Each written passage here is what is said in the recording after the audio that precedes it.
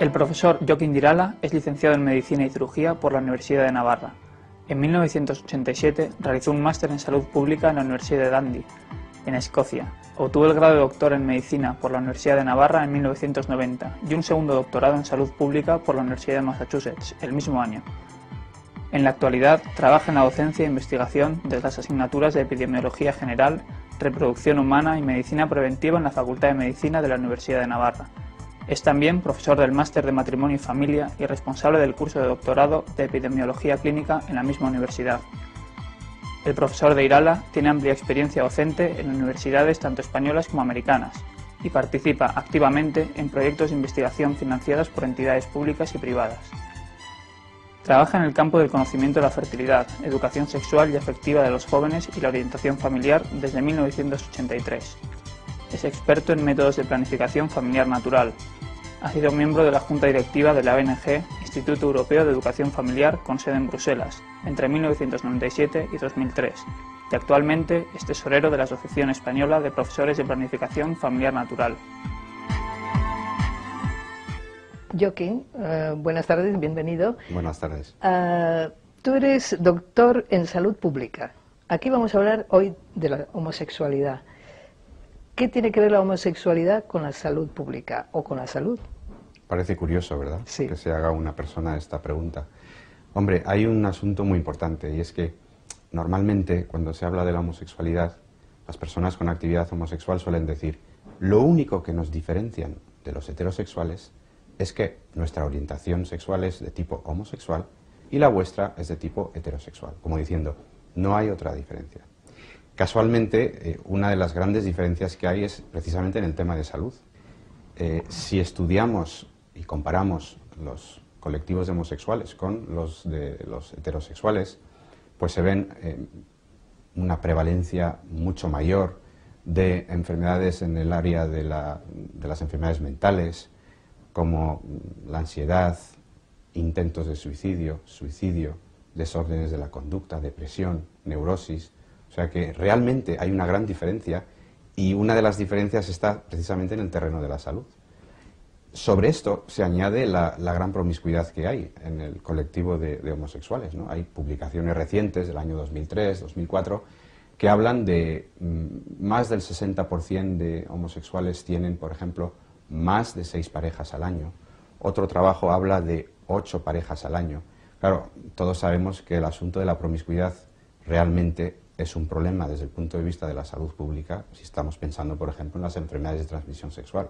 O sea que desde luego que tiene algo que ver con la salud pública la homosexualidad, ¿no? Bueno, si ahora tuviéramos aquí presente un homosexual, a lo mejor por la parte primera de la pregunta diría es que todas las depresiones, todos estos intentos de suicidio y tal vienen del rechazo social. Sí, es un comentario casi obligado, ¿no?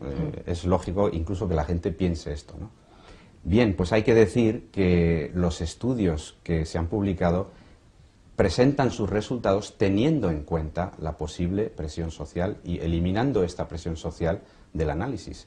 Es más, hay países, como por ejemplo Finlandia, donde no hay ningún tipo de acoso contra los homosexuales y obtienen los estudios realizados ahí los mismos resultados. Es decir, que parece que hay algo relacionado con la homosexualidad que a su vez está relacionado con enfermedades de tipo salud mental, ¿no? No es todo debido a la presión social, mucho menos. ¿Y por qué crees tú que recientemente ha tomado tanta actualidad este tema de la homosexualidad, que está en todos los medios de comunicación, en las conversaciones en la calle?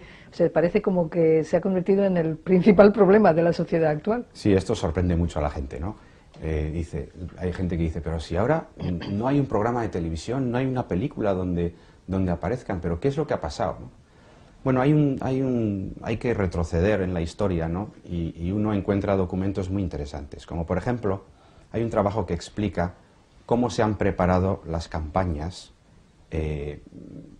para normalizar la idea de la homosexualidad.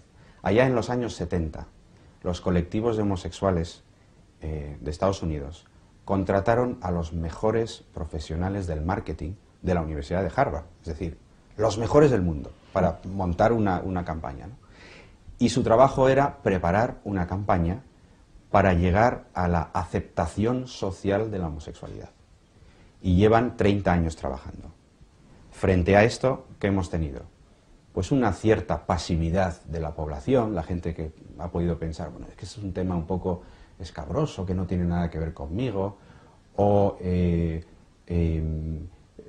también ha ocurrido que ciertos grupos, por razones ideológicas, han recogido también estas reivindicaciones y las han utilizado y las están utilizando desde el punto de vista político. Claro, todo esto hace que una idea va avanzando sin ningún tipo de discusión y estemos donde estamos, ¿no?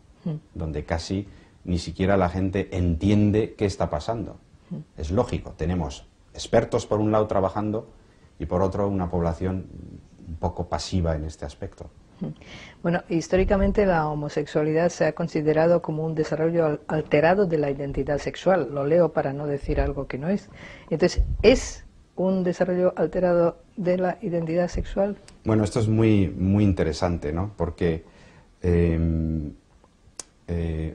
se dice que la homosexualidad es más bien efectivamente una alteración del desarrollo de la identidad sexual.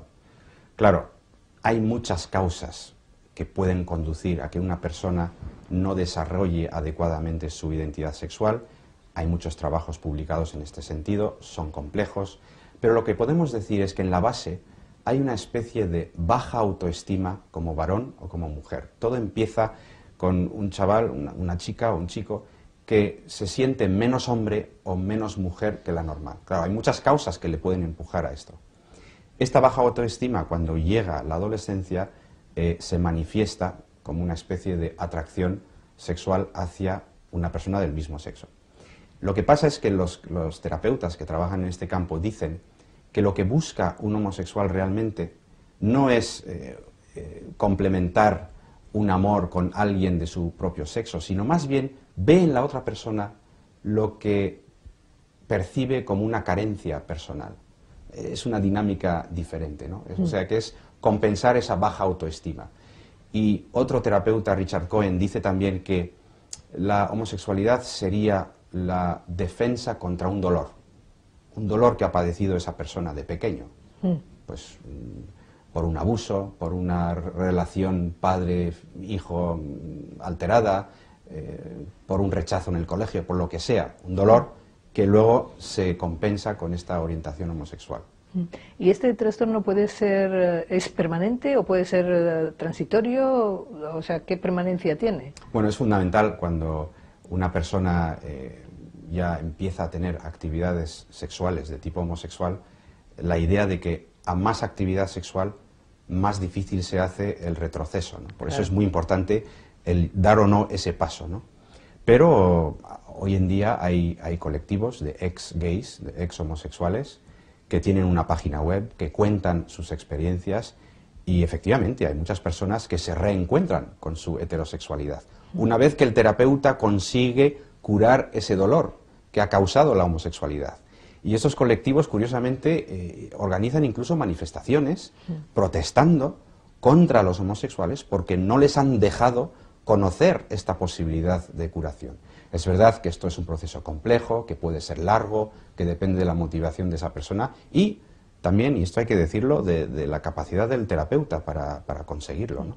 Bueno, tú dices terapeuta, quiere decir que primero hay que ir al terapeuta. Claro. Entonces, ¿cuál es el momento en que uno se pone en marcha? O sea, porque claro, hay mucha gente que, bueno, mucha gente, no lo sé, pero quiero decir que quién le aconseja o qué medios tienen para informarse que sí que pueden acudir a pedir ayuda, ¿no? Bueno, una de las cosas que los homosexuales, las personas con actividad homosexual valoran es a veces el no gustarles el estilo de vida, la inestabilidad de las relaciones de tipo homosexual.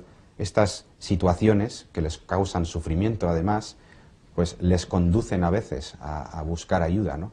Pero para esto es muy importante la información que se puede dar a la gente, y de esto quizás podemos hablar al final para que uno pueda dirigir a personas con este problema hacia las fuentes adecuadas, ¿no?